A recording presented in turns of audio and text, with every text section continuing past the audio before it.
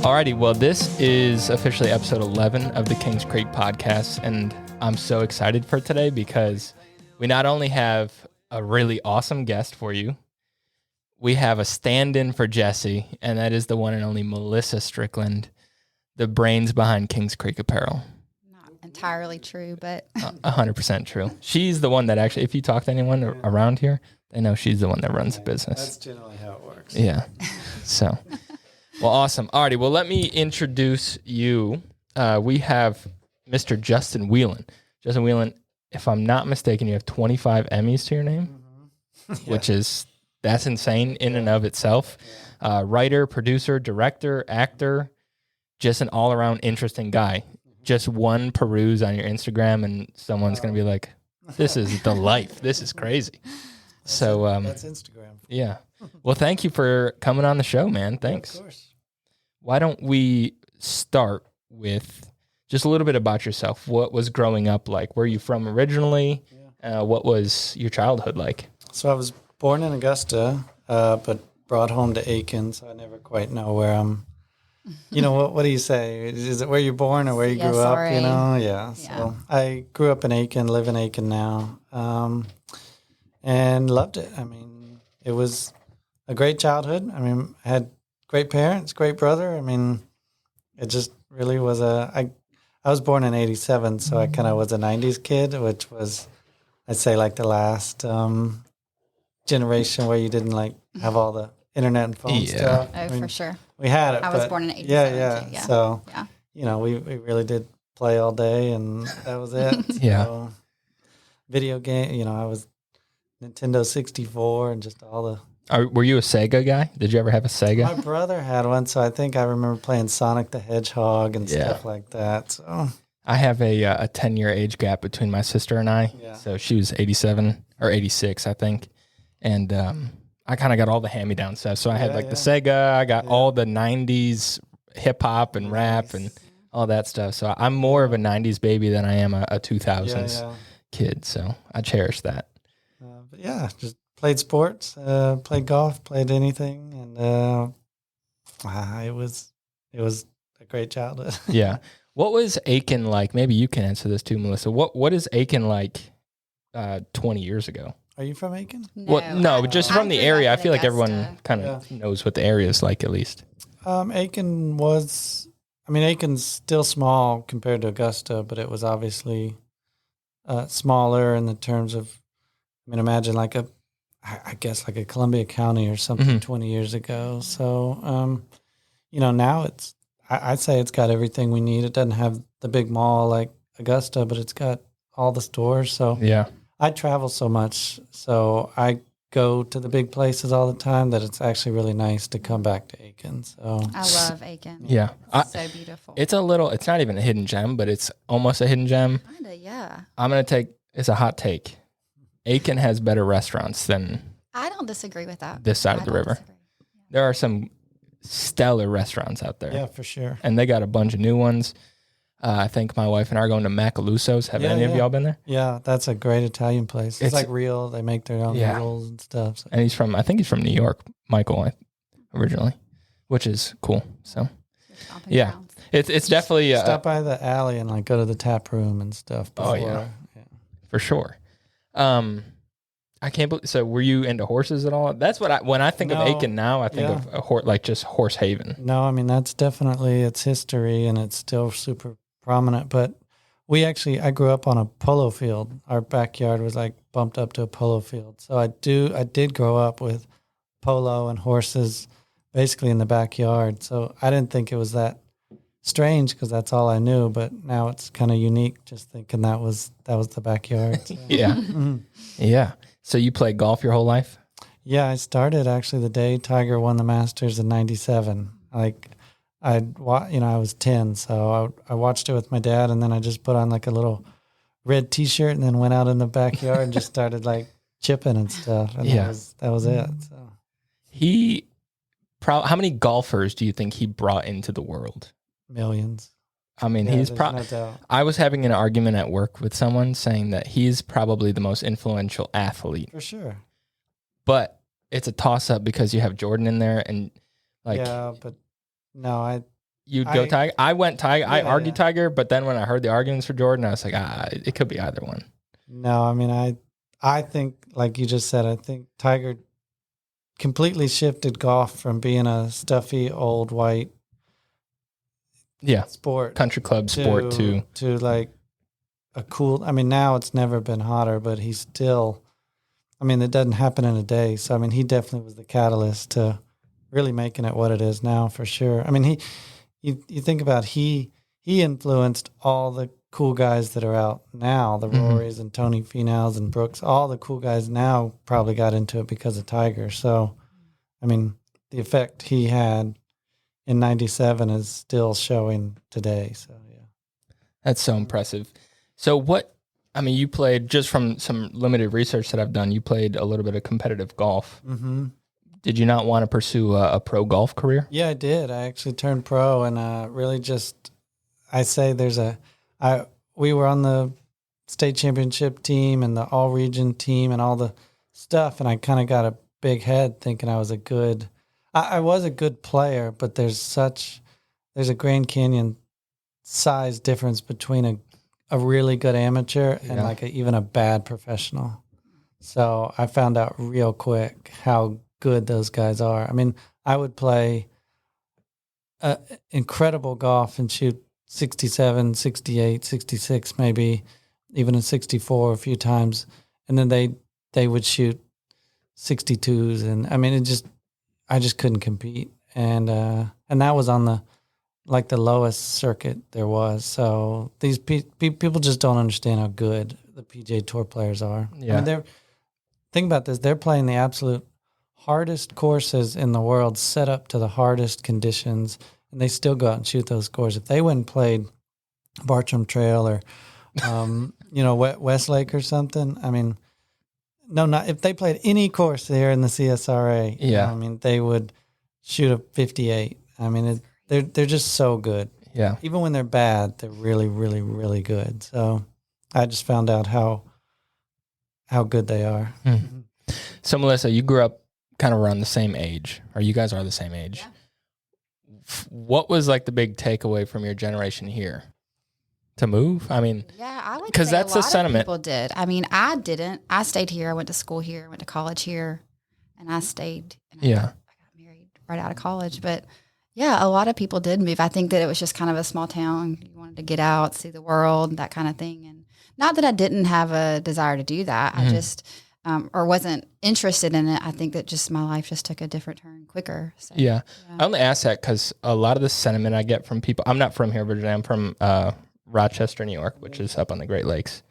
But coming down here, loving golf, I was like, this is awesome. But everybody that I talk to, I mean, some folks still like it, but everyone's like, disgusted. They call it. What's interesting to me is people I think that move here, for some reason, I just feel like something captures them and they stay here. We have some friends who they moved here. The military brought them here. And they've moved away multiple times, but something, and he's retired from the military, but something has kept them here and has brought them back in different seasons of their life. Yeah. And I don't know what it is. It's hard to say that there's something charming about Augusta, but I think that there is something that, especially like if you just have found a community, that there is something that is like a hometown feel. So I don't know if it's, it has that. And if you've grown up here, you take that advantage of that. I mean, you take it. I don't know. I love it. I grew up here and I love it. But yeah, my theory is I think it's not unique to Augusta or Aiken, but I think every kid thinks their hometown maybe sucks a bit. Yeah, and they want to get out. But also, even when I graduated high school in 2005, that was still very much like if you want to do anything with your life, you have to go to college. Yeah. Mm-hmm. I mean, I know the sentiment's a bit different, a little bit different now, but that was still very much like, and so think about, all the kids that wanted to go to Georgia Tech, South Carolina, Clemson, et cetera. So I think everybody wanted to at least get out in the sense they wanted to go to those schools and stuff. And then of course, after you go to those schools, then you've got all these opportunities or to go somewhere else. Yeah. So. I asked that question because specifically for you, obviously the golf thing maybe didn't work out as you had hoped, and you fell into something where you found so much success in film. And I think the one thing with film, everyone thinks you have to either be in LA or New York City. Yeah.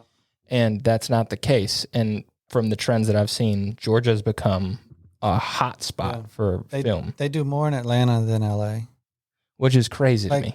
Think about that. Not just they do a lot. It's they do more in Atlanta than Los Angeles. Mm-hmm. So while everyone thinks the Mecca is Hollywood over there, I mean they're doing more 2 hours up the road. And in fact, Atlanta is getting so super saturated that it's spilling out well outside of Atlanta, where you had Mel Gibson doing a movie in Georgia. You had or in Augusta. Mm-hmm. You had Clint Eastwood do a movie in Augusta. You had lots of movies in Augusta, and then of course you've got the Savannahs and Macons and all the other places. Right. So yeah, it's Sorry, here. You may. I don't want to. No, go. And ask a question. You already have a plan, but how did you get into that? How did you decide from wanting to do something in golf to how did that transition over into the film industry? I had never done any acting or anything like that in high school because just frankly, I mean, as bad as it sounds, you know, it's like the theater kids were like the weird kids or something. Even though I wish I would have done it. I wish I would have got into that. But you know, when you're playing on these sports teams, you know, it's very cliquish and stereotypical high school. So you know, I never even gave it a thought to go explore that. And then, you know, once I turned pro, and then was just very quickly finding out that I was not good enough to make it. I knew that I had to do something else, and that, you know, I didn't really have a plan B, which was stupid. But I had a friend who was a casting director, and she, you know, I was just talking to her, and I said, well, you know, I really want to be in a movie, you know, which is so like laughable, you know, I didn't, and it's so funny even looking back on it, you know, I didn't want to be an actor. I didn't want to learn any craft. I just wanted to like be in a movie, you know? So I told her that, and she said, well, I can probably put you in something like a bit part or an extra, just something small and insignificant. And I said, okay. And she ended up calling me and saying, I need you for this movie. And it was like a big multi-million-dollar movie with all these movie stars, and I showed up, and you know, my part was nothing, but just being on the set was like mind-blowing to me, just to eat lunch with Kevin Bacon and just to watch you know, all these scenes play out right in front of me, and it was just, I just became fascinated. Really. Where did you record that? Or where did they film that? In Columbia, South Carolina. Yeah, so they don't do that much in South Carolina just because of tax incentives and stuff. But that was a neat one. It didn't do well at the box office. I think it opened against like some big, you know, Hunger Games or something huge that just clobbered it. But just being on that set made me realize. Since I told her, I'm like, this is what I want to do, and it's still silly looking back on it because I didn't want to be an actor and all that stuff. I just wanted to be on those movie sets. And so, yeah, and then of course, you know, making a very long 10, 15-year story very short, but, you know, I did a bunch of movies and I acted in a bunch, and it was fine. It was kind of same thing with golf. Like it was good-ish, but it wasn't like great or unbelievable. And, you know, it just didn't seem that sustainable. And so I kind of realized that I needed to pivot again to something, and then I got into directing, and you know, even from that first movie set, I was always like fascinated with the director, because people don't always think about, like, if you're watching a movie, it's really the director's movie. Like, you know, no one thinks about the director. They just think about the actors they're seeing, but it's really the director. It's his movie, and he's essentially telling them what to do, and he's crafting this story, and he's picked every aspect of it. And so anyway, I quickly picked up on that. Just once you're on a set and you can literally watch them command this whole set, I mean, it's really apparent when you're on it firsthand. Is like, oh, like this isn't The Rock's movie. Like he's the star of it, but it's really this director's movie. And And that was just always fascinating to me, is to see this no-name guy. I mean, yeah, I could list a bunch. There's a handful of directors y'all would know, but then of course there's hundreds that you may not know their name, but you know what they've done. And anyway, so I was just watching and fascinated. And then years later, when the opportunity came up for me to get into it, it was a no-brainer. And that's when I really kind of found, oh, finally, that's what I'm like really good at. So is the directing aspect. Yeah. Go ahead, Melissa. I was going to ask, did you end up going to school for it at all? Okay, so you're just no. That's well, I had so many. I had so many. I had done so many movies that I didn't learn everything there is to know by any means, but I did have some experience by doing so many movies and acting in them. Yeah. Because, I mean, you know, the director's right there every day, every scene telling you what to do. So I would just, there'd be some days where I wasn't even on the call sheet that day, and I would just go and like watch. Yeah. Because I just thought the process was so incredible. So, which do you prefer more, acting or directing? Well, they're both. All right. So I get that question a lot. So acting, you pretty much only have to worry about yourself. Know your lines, know your character, and just worry about yourself. And so there's a nice, it's not a lazy sentiment, but compared to directing where you have to worry about everything. Would you say that's more challenging? Which one? Directing.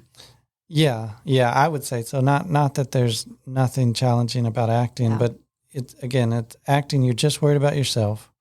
Directing, you're basically worried about everything.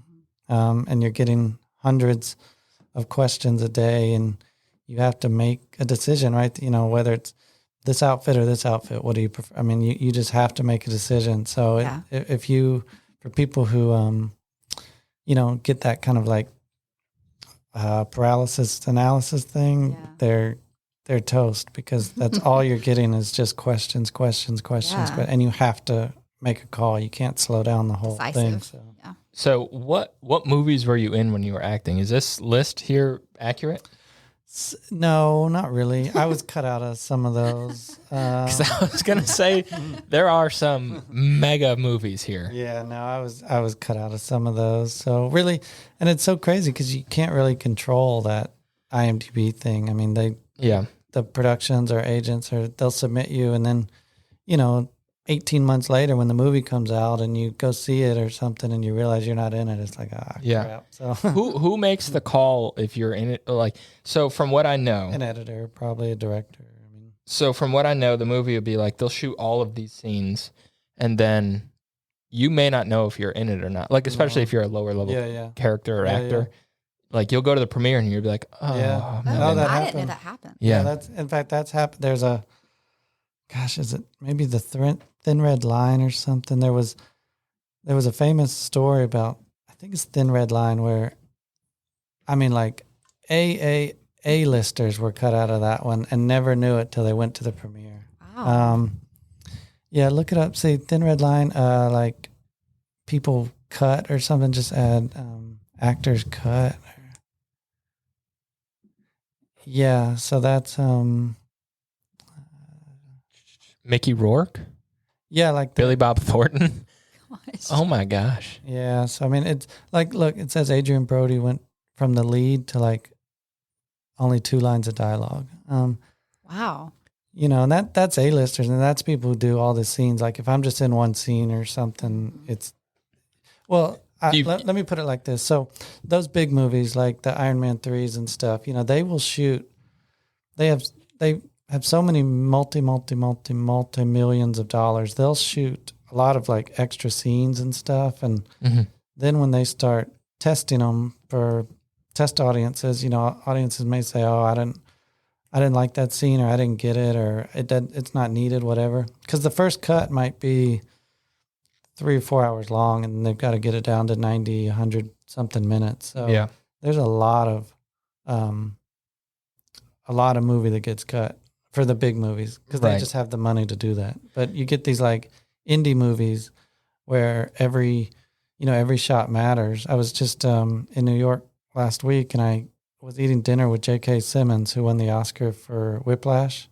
Yep. I was gonna ask about that. Oh my God, that's probably I was asking about Whiplash because it's just one of my favorite movies, and he was telling me, he said, we shot that movie in 19 days, which is very, very, it's nothing. He said we shot that in 19 days, and we went for like 12, 14 hours a day, and he said like every single shot was meticulously planned out, and that's just the difference between an indie movie and a big studio movie is the time frame and stuff like that. Time frame, but really just budget, maybe. Yeah, but like in terms of, I went off on a bunch of tangents, but in terms of like cutting actors, it's pretty much the difference makers. If you've got a ton of money and you shoot a bunch of extra stuff, just not for fun, but maybe it'll work, maybe not. But then you've got these lower budget movies where every single day costs, $100,000-$200,000. They're not just gonna spend 3 or 4 days just shooting a bunch of fluff. So. Yeah, that's crazy. When you posted the Instagram photo with him, I was like, whoa, that's crazy. I had just finished a series, Defending Jacob. Yeah. If you've seen that, it was a phenomenal series, by the way. He was in there. Yeah. Limited time, but great actor. He's super excited about Red One. He's really excited about that. And this is coming out soon, or is it? Yeah, coming out later this year. He shared, they wrapped The Accountant 2, which was neat to hear because I thought that was a fun movie. So. Yeah.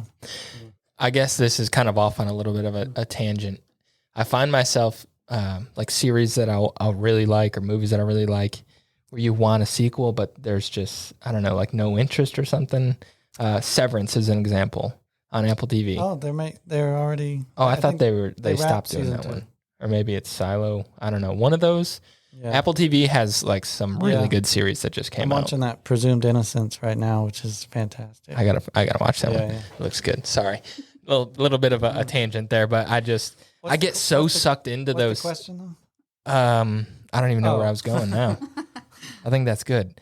That's good that I lost it. All right, so then this is a good kind of to piggyback off your original question on what he likes more. What's your dream gig? Like, is it to be a director of a huge movie? Is it to be an actor in a huge movie? What are some, I guess, goals that are still left on your either belt? of those sound nice. Yeah. No, I mean, so it's funny, right now we won. I have a few Emmys, and we were talking with my 25. Yeah, we were Just talking. We were talking with my, production company guys and some buddies, and we're like, all right, well, we can keep submitting to that and keep getting more, but like, we've got them. So like, what do we want to do next? And we're all like, well, let's go for the Oscar, which is silly, it's crazy, but you gotta reverse engineer it. So that's what we're in the heavy phase now of doing a film that we think is. I mean, the script's been worked on for years. It's been submitted and won lots of awards. So the script is obviously really good. Now, do you write the scripts? Yeah, I mean, I've got some trusted people who can offer notes and feedback, and there's actually a guy, Evan Rogers, who we've always known of each other, and then finally we said, well, let's just work on something together. And he's been a great producing partner, and he's fluffing up a script right now, just punching it up. So, Is that what a producer title is? Is it's like a contributing writer? No, I mean, that would just be writer. Producers really, a lot of people get this wrong because of just the way the titles sound. But like, a lot of people think like an executive producer is like above a producer. But it's really not. Like, so a producer is someone who really does like get the movie made. Whether it's hiring something or getting, I mean, they seriously get the thing done. An executive producer is kind of like a money thing. So which that gets it made also. Right. And it's nothing to like,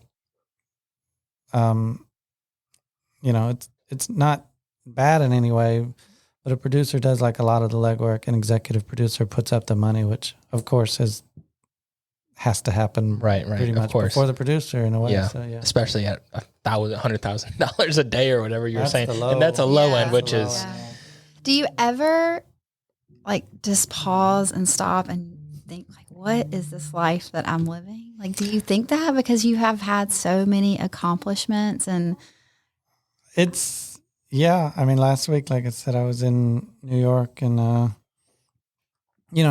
I was sitting down and eating dinner with JK before like a Broadway show. And I'm just thinking like, this is crazy. Like, I'm like, I've met a lot of people, a lot of very, very, very famous people, but I was just like, the opportunity to like sit there and pick an Academy Award winner's brain, and he was so gracious too. It wasn't, I mean, I'm pretty cognizant. Like if I could see if I was, or I would be able to see if I was bugging him or something, but he was so into everything and sharing stories. And I mean, he was just, he was awesome. So that was a moment where I just like, wow, this is awesome. So I'm going to go out on a limb and say you've kind of found your thing, like your passion. Yeah. I mean, I hope everyone can say they're good at something, I mean, there's a big difference between someone saying I'm good at something and I'm the best ever, Yeah. I wouldn't say that even remotely, but yes, I'm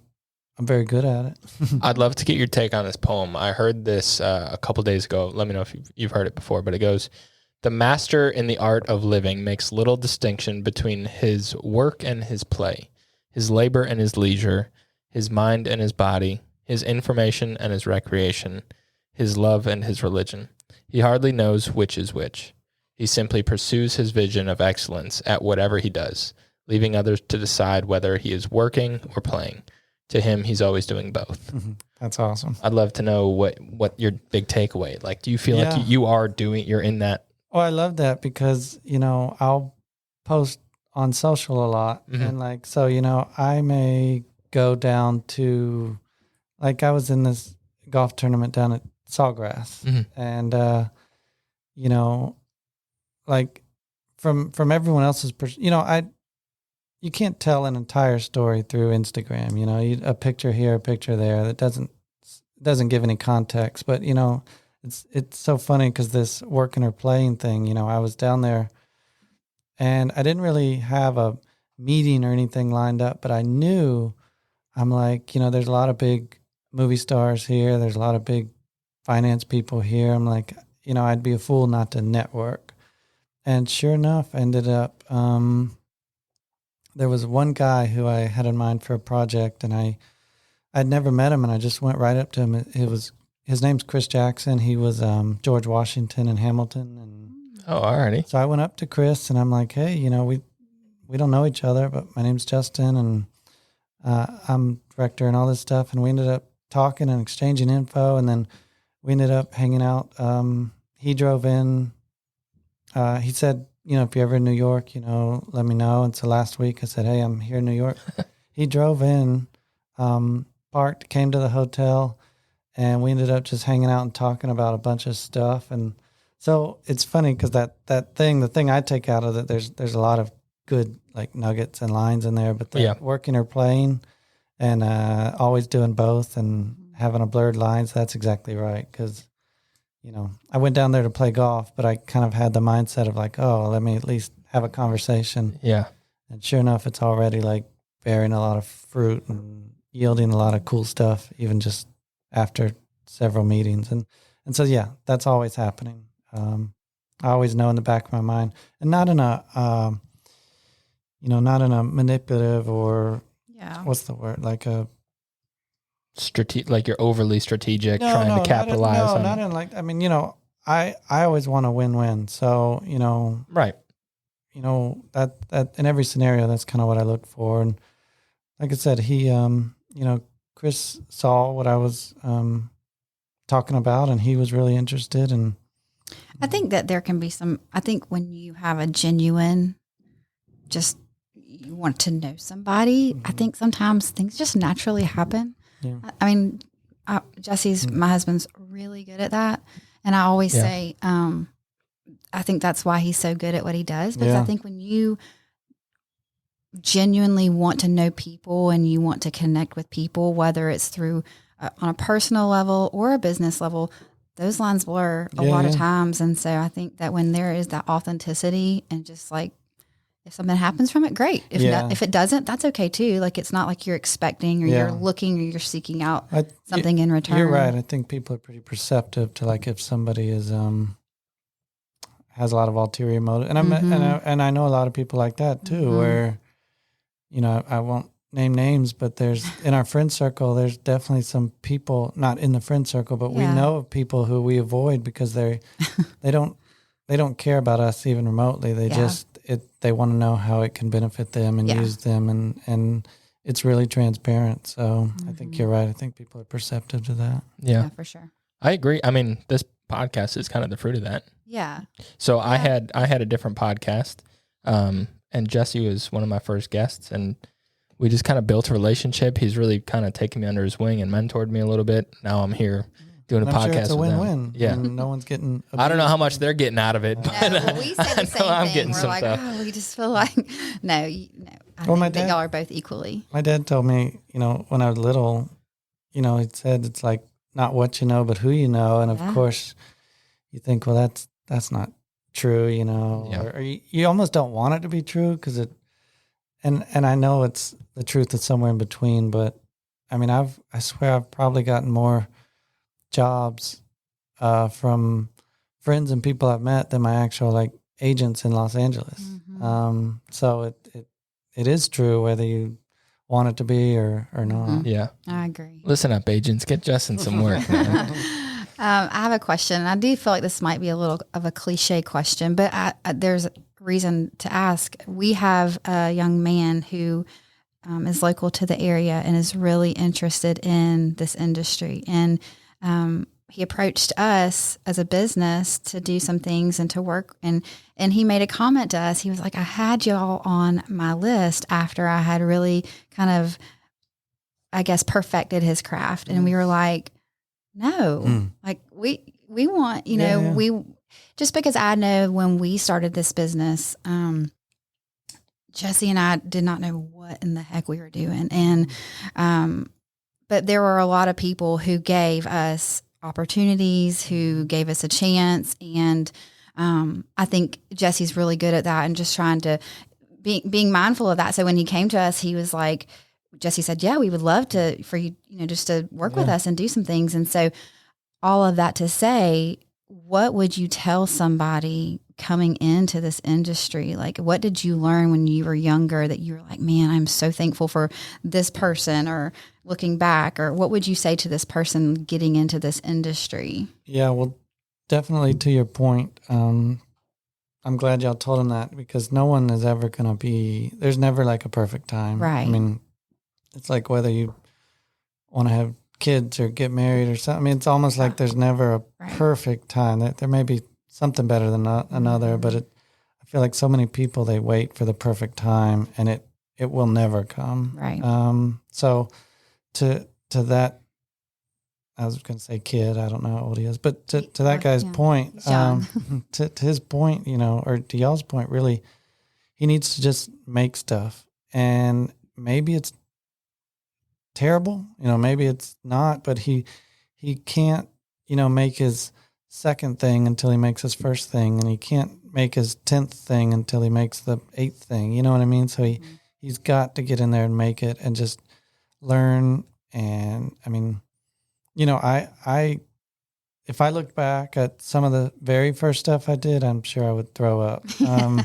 Even looking back at stuff like a year or two ago. I mean, this is stuff that won Emmys, you know, I'm like, ew, like I don't like that coloring or something. So there's absolutely no way he should wait for any reason on anything. Yeah. Staring at the pool doesn't make you swim. That's true. I mean, I think that's probably true in a lot of different areas. People look back at things that they've created or even things that we've created in the apparel industry. We're like, what were we thinking? But just things you learn from.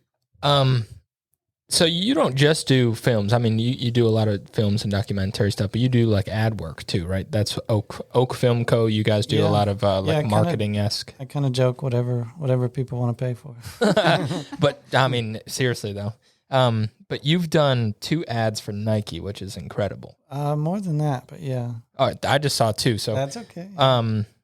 What are they? There's 2. They're titled. The 2 big ones that I'm thinking of. Something about dreams. Redefine Your Impossible, and we did like a COVID Don't Do It spot, and there's yeah, I forget what the dreams title was, but when you do stuff like that for them, do you write that script for them, or do they come to you with an idea and say, "Hey, here's what we want. Can you just create this?" Or do you say, "Here's an idea that we have"? Yeah. Or is it more of a collaborative usually effort? the bigger the client, the more cooks in the kitchen. Yeah. I'll say that. I mean, even with I won't go there. Even with yeah, let me put it that way. The bigger the client, the more cooks in the kitchen, which, sometimes the cooks are geniuses and really help and really make it an incredible piece. You want to put your name on it. And then sometimes they just want to feel like they have a say and offer something. I mean, it can go either way. I mean, I'm sure it's not exclusive to the creative industry, but, so... I noticed that, I asked a question about Nike because I kind of noticed a theme. At least I think I discovered a theme in your work. And there seems to be this overarching theme of meaningful impact. Like a lot of the work that you do has to do with impact. I've seen you do work with Battle One. That's how we got connected. The Sunshine Kids organization. That's what you're just in New York for. If you go down I don't know if this was on Instagram, but you did his name was Milos. He had esophagus cancer, and you did that with him. Yeah. All your stuff with Nike. I know Nike isn't necessarily a charity organization, but Nike's whole theme is victory and success and achievement. Yeah. So there's this theme of impact. Do you feel like that's a big theme in your life? Yeah, for sure. I mean, there's no point in shying away from it. I mean, I feel like video is such a powerful tool for stories and messaging. Even now more than ever, people don't want to necessarily read anything, so I'm not talking about like books and stuff, but if you have a website and it's got 1,000 words on what you do, I mean, I can't imagine the read through rate is going to be that more high, than 1%, but if you have a 30, 60, 2-minute video, you can get thousands of eyeballs on that, millions, depending on the brand and budget. So, yeah, it's a good time for video to get stories across, and I think you might as well make the stories impactful. And we've done our fair share of just kind of corporate work that doesn't get us super jazzed, but it helps them out and it works for them and it gets them more clients and stuff. So I mean, it serves its purpose, but. Yeah, I mean, I think at the end of the day, there's certain projects that, and they don't always have to be for big brands either. We've done lots of little stuff. We've done free stuff that was just incredibly. We did a thing that there's a family, a great family in Aiken, the Lees. They're the pastors of Cedar Creek Church, and their son, Philip Lee, he committed suicide. And so we went and did a story on them, and his mom gave the most impactful, incredible, raw interview. And, we, PBS ran that, and then we won an Emmy for that. And oh, wow. I did not know that. So, I mean, it doesn't have to be for a big, sexy, exciting national brand. I mean, it could be anybody, just as long as the story is impactful, like you said.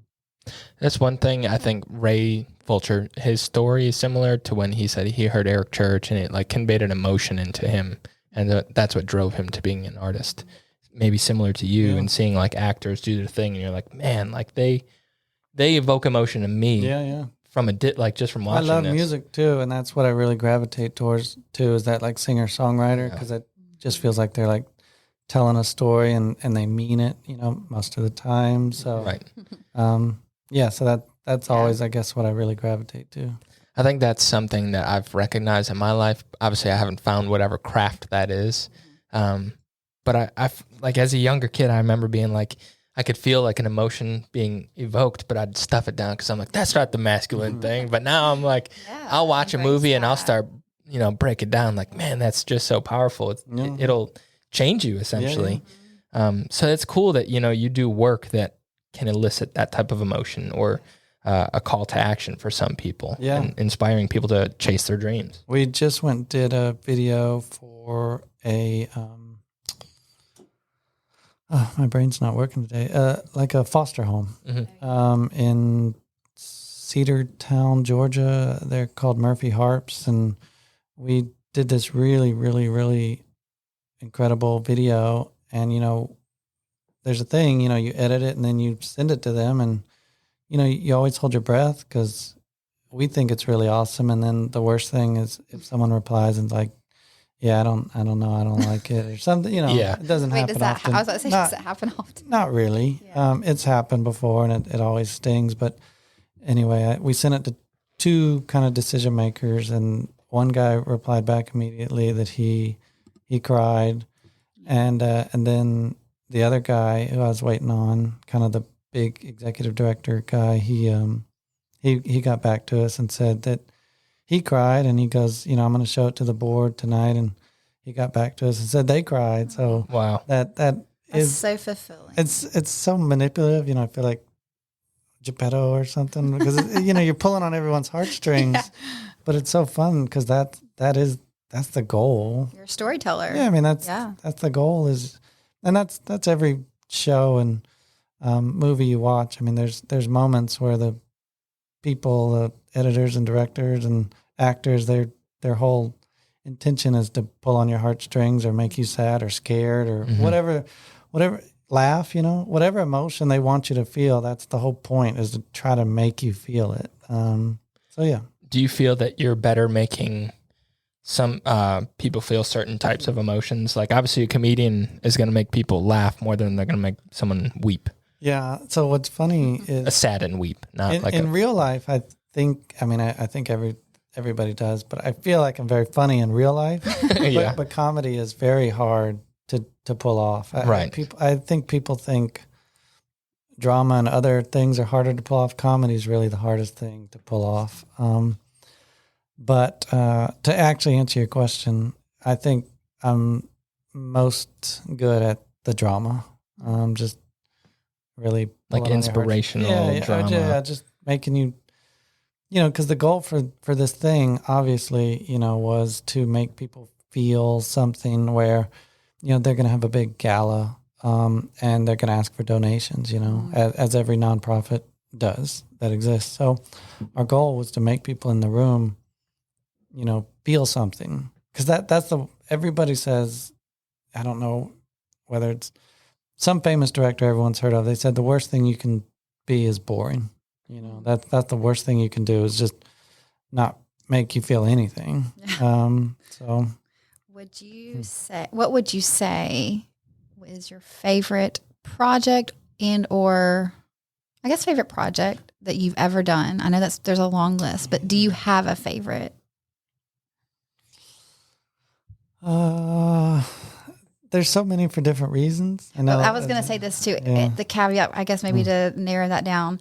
Do you have a favorite project that you were just like, wow, I never thought that I would get to have done this? Yeah. So project. I got to direct Bill Murray in a thing one time. And that was really incredible just because, I mean, who's not a fan of Bill? Yeah.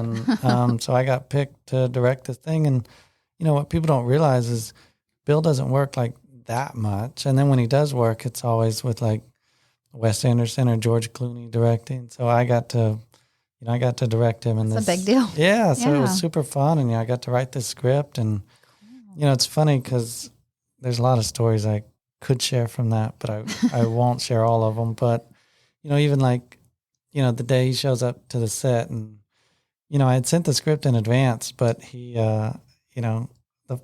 he didn't read it. I'll just say that. So I go up to probably him. Director's worst nightmare. I knew what to expect, and I was just whatever. And so I go up to him, and he's like, all right, so what are we doing? And I'm like, oh well, we're doing the script I sent. He's like, yeah, I didn't read that. And So, I pull it up and we're going through it together, and he's like, I wrote it. So he's like, oh, that's not funny.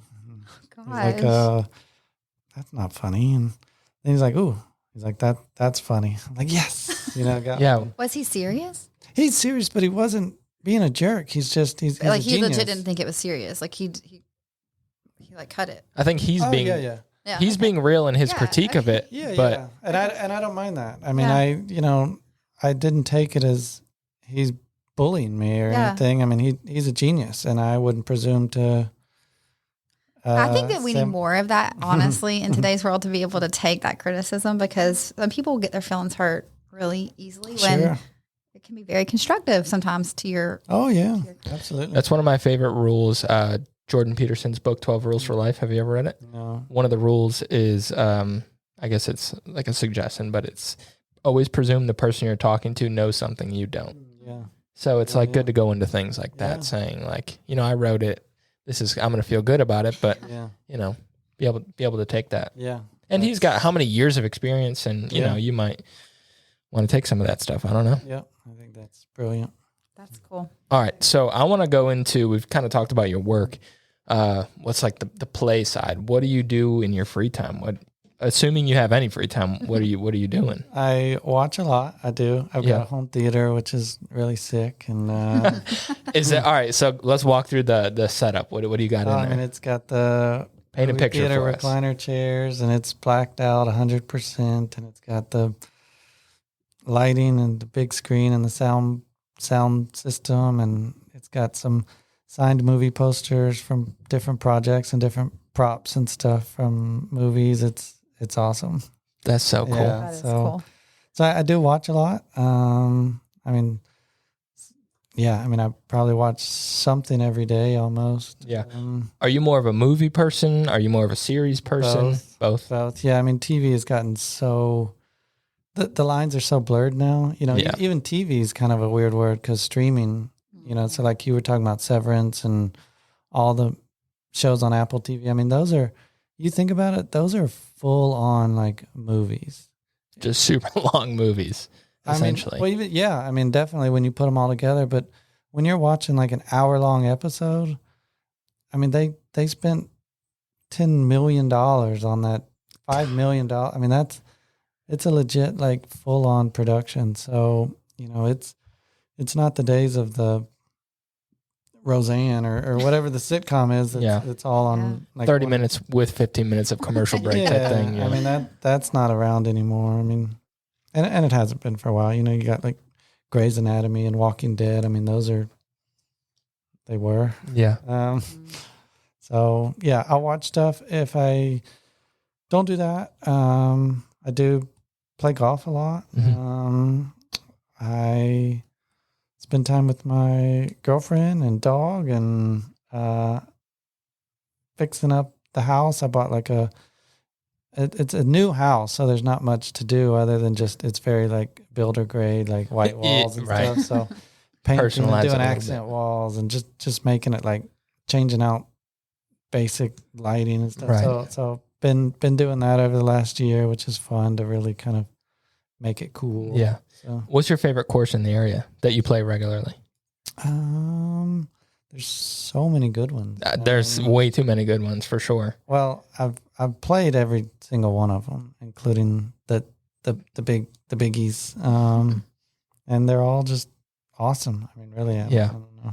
Have I guess we got 3 new courses coming here. One of them, 2 of them are pretty much built. Yeah. Tree Farm and Old Barnwell. Which they're adding 2 more courses, if I'm not mistaken.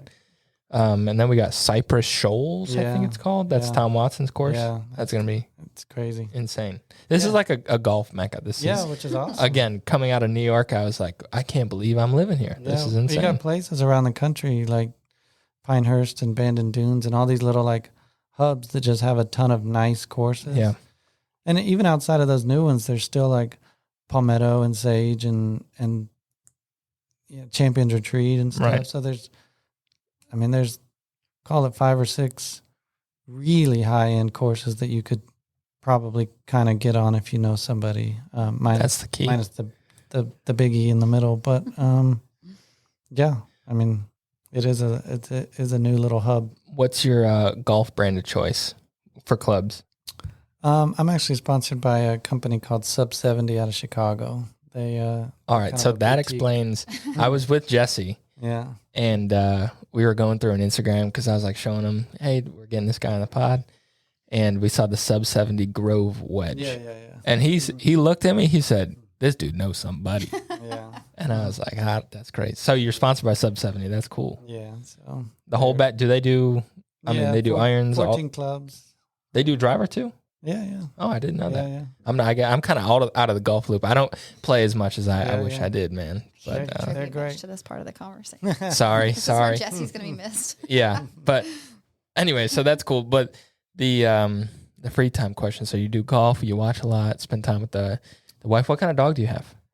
With the girlfriend, sorry. Labradoodle. Labradoodle. Yeah, that's what I have. Teddy. Let's go.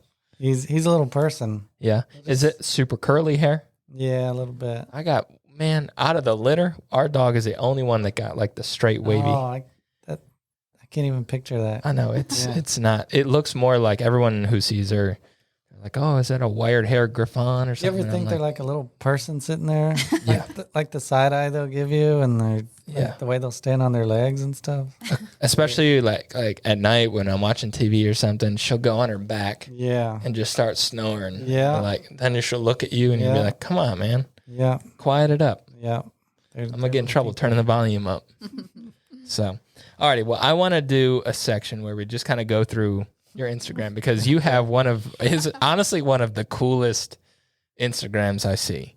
And for the watch people, I'm a watch guy. Yeah. Just to see what's on your wrist randomly. You got an AP there. You got a Hulk on your wrist right now. It's pretty cool. So I want to go through a couple of them. Melissa pointed this one out initially because she's a fan of Ben. Ben. So he's a buddy. He's awesome. You know, he was doing a show up in Greenville, and I texted him, and all right. So this is funny you bring this up because one of the best parts about doing what I get to do is like getting to meet and hang out with the people I've always admired.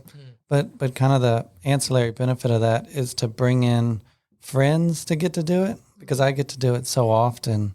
So, Ben, he was like, how many tickets and stuff do you need? And I said, I got like 7 people. I don't ever want to like overtax somebody. So he hooked all of us up with like all access passes. So I got to take a bunch of friends backstage to meet him. And, so cool. It's funny because you get so like, jaded isn't the right word. You get so like used to. Yeah.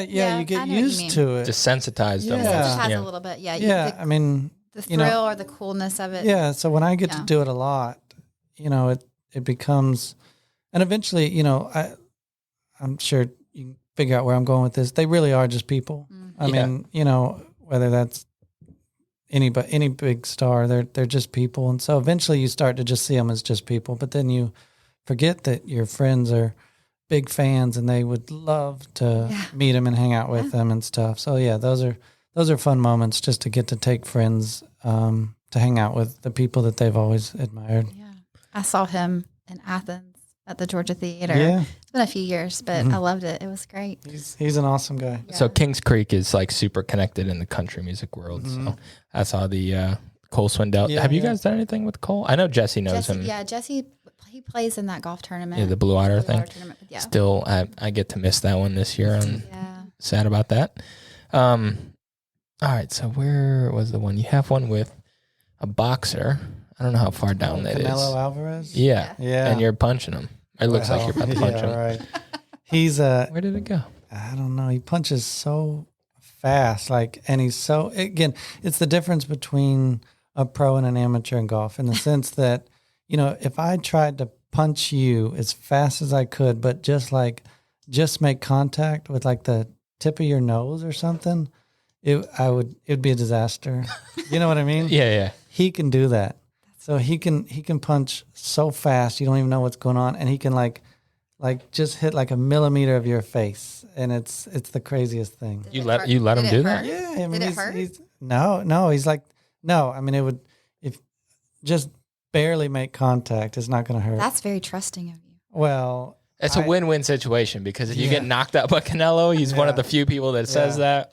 But if he does it, it's cool. He just stood there and kind of took a punch on him. He's one of the best in the world. I did a shoot up in Connecticut with the number one like female boxer in the world, and I got to see how good she was, and so I was not even remotely worried about like the number one male boxer. So, all right, and then I had one more.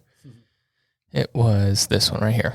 Oh yeah, that was a great shoot. So we went out to Michael Phelps's house out in Scottsdale, and this was actually wild because we're doing this shoot with him, we're doing this interview with him, and he's explaining to me when you see all the videos, he's talking off camera, but he's talking to me. So when I'm doing all these multi-days of interviews, it's just me and him chatting, just like this, just how I'm looking at you. Yeah, and he's telling me in specific detail how he tried to kill himself, why he tried to kill himself, all these things that I had never heard and not many people have ever heard or even knew. And so it's really surreal to have the greatest Olympian of all time, spilling his heart and soul to you. Yeah. And it's a wild feeling. So crazy. that was a cool shoot. We actually went to the Grand Canyon one day, and that was just really cool. What was that shoot for? Was it something a personal project he was doing? No, I mean, it's a company who hired us to basically make a little documentary on him. Oh, okay. This Unity shirt, I've seen it in a few photos. I think What it's is Target? Oh, I thought it was on some project you did. I was like, oh, this is a cool font and all that. No, I think it was just from Target. Well, dang, man. You're giving away your secrets now. Keep going down. Let's see. Keep going. Let's see. What do we got? I mean, there's so many to pick from, so it's kind of hard to just stop on one. There's you being a DJ. Yeah, that was in the Ice Cream Museum in New York. Oh, so that's a funny story. That middle one there. This one? Yeah, so I went to the final performance ever of Dear Evan Hansen, which was a big play on Broadway, and I had really good seats and basically the front row in the middle, and then I turned around, or a friend of mine turned around who I was with, and she was like, "Oh my God, Angelina Jolie is right behind us," and so I turned to look, and I saw her, and but beside her was this guy, and he had a mask on, and but I immediately recognized him, and for any theater geeks out there, he is, he basically wrote the music to Hamilton, Wow. Dear Evan Hansen. I mean, just like I said, he's a Grammy, Tony, Emmy winner. He's Kennedy Center honors. I mean, it's one of those if you know, you know. But I immediately recognized him. And so that I didn't want the picture with Angelina Jolie. I wanted a picture with Alex Lacamoire, so That's cool. That was cool for me. That is cool. And just real quick shout out ones. You got Ken Griffey Jr. Yeah, as Ron Harper from the Bulls. Just you holding some Emmys casually. I see you do a lot of work with Eastside Golf, which is cool. Love them. They're a great brand. Got to do a Prime, Amazon Prime video thing. Yeah. And we're going into the Olympics. This is the last Olympic one. We got the curler, Yeah. Matt, is his name? Yeah. Matt. Yeah. Just a cool. Look at the locks, man. That's Yeah, great in and of itself. We should call Matt. Let's see. Ask him something. It's unfortunate that the curling is not in the Summer Olympics. What does a curler do in the off season? What does he do? Let's ask him. I don't know what he's doing. He actually has his own radio show, so. Oh, cool. For those listening, he's currently calling. Try it. Your call has been forwarded to But it didn't even ring. Let me try again. Maybe he's doing Oh, his you know show. what? He's live. What? It's not Wi-Fi. No. If he's not on the Wi-Fi. You could still call. Yeah, the service isn't great Yeah. in this metal building. Your call. It's just not even ringing though. Maybe he's got Do Not Disturb on or something. But He's too busy. he's awesome. Matt Hamilton, He's a gold medal. curler, which is one of the most unique. It's one of the sports where I don't know why, but I'll spend hours watching it now. Yeah, it's fun. And he was part of that viral, like, dad group, you know. Yeah. It's funny. Everybody was like, well, they look like an Olympian. and then they had these 4 guys that just looked like they were at a barbecue or something. Yeah. And of course, they went all the way and won the gold medal. So How old is he? He's probably roughly my age. But he's so fun because, all right, so when I was out at Michael Phelps's house, you know, I said, I actually took that picture of This one? Oh, I'm in that. Play that.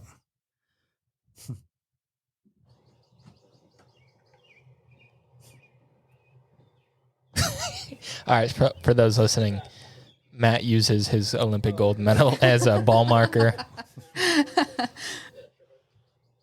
And that's hilarious. Oh, what I was saying is, you know, when I was at Michael Phelps's house, I was like, okay, like, can I see the gold medals? And he's like, you know, I don't take them out. He's like, I've only taken them out like one time ever, and it was for that iconic like Sports Illustrated cover where they're all on them. Yeah. And he's like, yeah, he's like nobody knows where they're at, and he's like, you know, I don't take them out. And I said, no worries. Like, what was I gonna say? Yeah, show me them, please. Yeah. But to contrast that, and again, there's no right or wrong way, but the funny thing about Matt is he'll take his gold medal, and not in a braggy, showy way. He understands how cool it is for somebody to like see and put on a gold medal. So he'll take his with him. And again, I don't want to make him seem like a goober. Like he's not just taking it out to dinner. Right. But if he's going to an event where people are coming to like see him at a celebrity event or a sporting event, you know, he'll bring it. And it's really cool because you can maybe for the only time in your life get to wear a gold medal. Yeah. Is it heavy? It's very heavy. It looks heavy from that video. Yeah, I mean it's very heavy, and so that's really cool. Yeah, I think he looks like a fun guy. He's super fun. He's wild and crazy. But that one video of his hair flying in the wind, he's like one red, white, and blue sweatband away from being a '70s action star. Go back. I want to see if there's anything I haven't on yours. Yeah, I haven't seen these pictures in so long. Let's see. There's that. See the Unity shirt kept coming up, so I'm thinking like this is a part of some big project. That's the same day. Oh, so let's see, keep going. Pebble Beach. I forgot to play Pebble.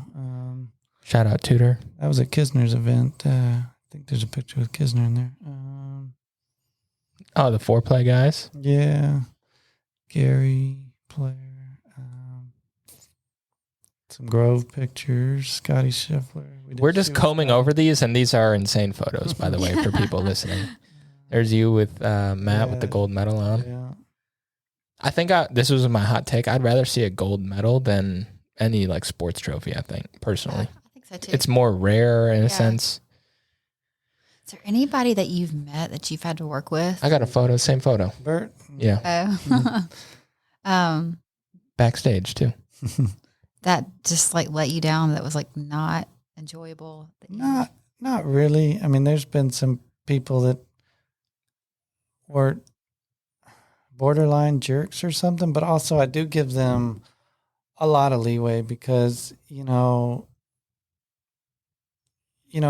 when you run into some of these people, whether it's just on the street or whether they're doing whatever they're doing, I mean, they could be having a bad day, you know? Yeah. And it's so tough for these big celebrities because if they brush somebody off, you know, they may just, for whatever reason, they may just brush somebody off. But these people they're going to like hate these people for life. So it's tough for them. Yeah. I mean, there's in fact, I think Anthony Mackie is his name. He's the new like Captain America. He's got a policy and everyone knows about it. He will not take a photo with anybody. And, you know, a lot of people think, well, what a jerk, you know, but for him, he says, you know, he just has to separate. He has to have boundaries. And, you know, there's contrast that to some people and they'll take a picture with anybody. And of course we all kind of know what we think is the cooler thing. Right. But, you know, Anthony, he will not take a picture with anybody. Yeah. I mean, there's been so many stories of people seeing him out and about in Atlanta or something and trying to ask him for a photo, and he'll just decline every time. And people just think he's such a jerk for that. But I just think clear boundary. I think that's his thing, and whatever. And it to him, it's probably like, not that everyone knows about it, but I know about it. And so, like, if I ever saw him out and about, you know, maybe I'd talk to him. I don't know, but I certainly wouldn't ask for a picture because I know the rules. Yeah. So he's done what he needs to do. And so, yeah. All right. I have one final question. Do you have anything left? All right. I have one final question, and that is, who are the top 3 people you would like to collaborate with and do a project with? Directors, actors, everyone's in play. Regular people. Well, I guess that come to mind real quick is like on the director side, which I don't know, you don't really co-direct really. It's kind of a recipe for disaster, honestly. But Damien Chazelle, I think, is an incredible director. He's actually, I think, the youngest Best Academy Award winner. He did La La Land and Whiplash and Babylon and all kinds of cool stuff. But on the acting side, I'd love to work with Adam Driver or Jake Gyllenhaal. I just think they're incredible actors who can do anything, and so that'd be awesome.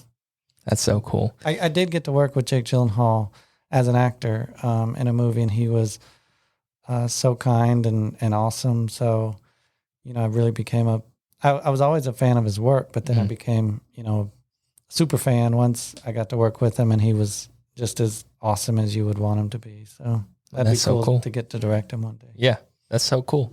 All right, people listening, go follow Justin on Instagram. It's just at Justin Wheelon, if I'm not mistaken. And then if you guys want to do some business with him, hit up Oak Film Co. Yeah. That's out of the Augusta area, but I'm assuming you kind of go wherever the work is for that. Yeah, we'll go anywhere. So, yeah, hit him up. Thank you so much for coming on. Actually, before we go, I do want to give you a gift. We try to give a gift to every guest. All right. 1 second. Oh, very cool. Do I open it now? Yeah. All right. It's in a very cool branded bag with cool black tissue paper for all the ASMR people out there.